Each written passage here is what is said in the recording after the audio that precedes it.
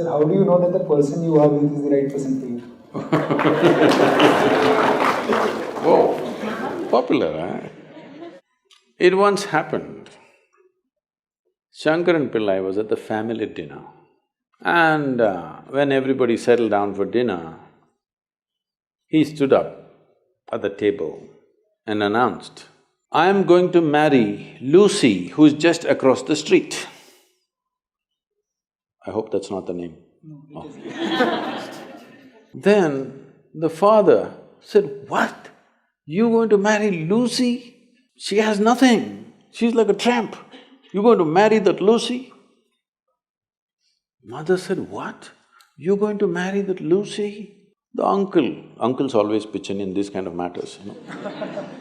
Uncle said, "What? You're going to marry that Lucy? Have you seen her hair? It looks fake."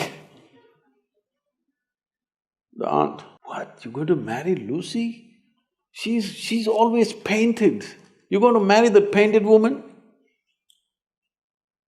The little boy, the nephew, can't be left out. He said, "You're going to marry Lucy, she doesn't even know what is cricket. How can you marry her?"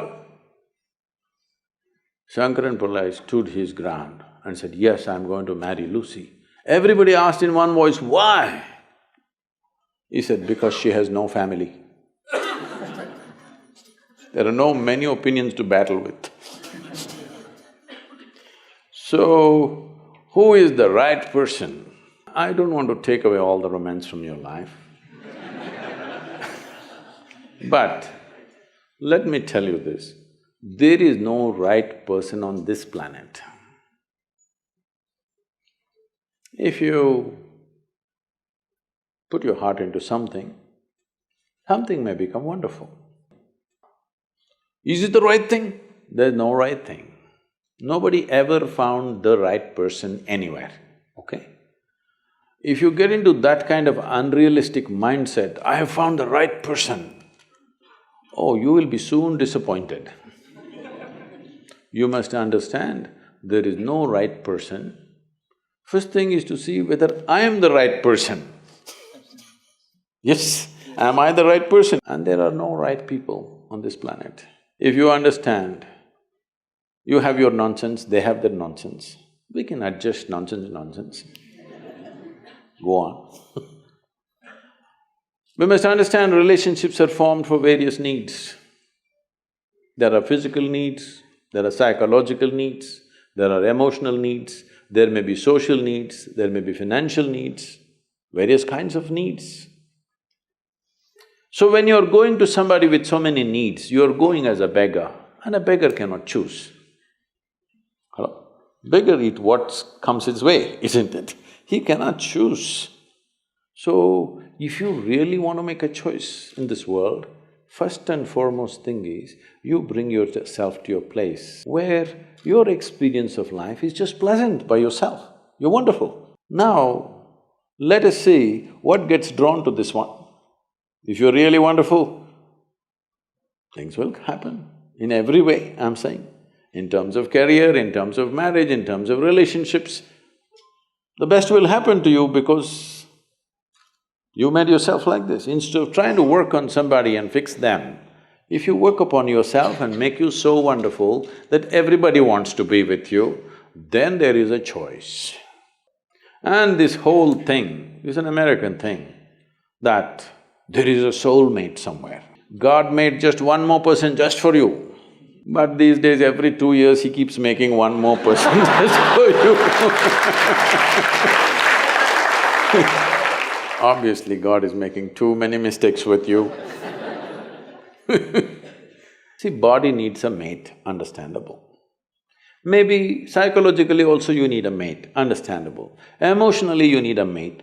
A soul cannot need a mate. So soul doesn't need a mate, nor was some person made perfectly for you, okay? This creation makes all kinds of unique idiots.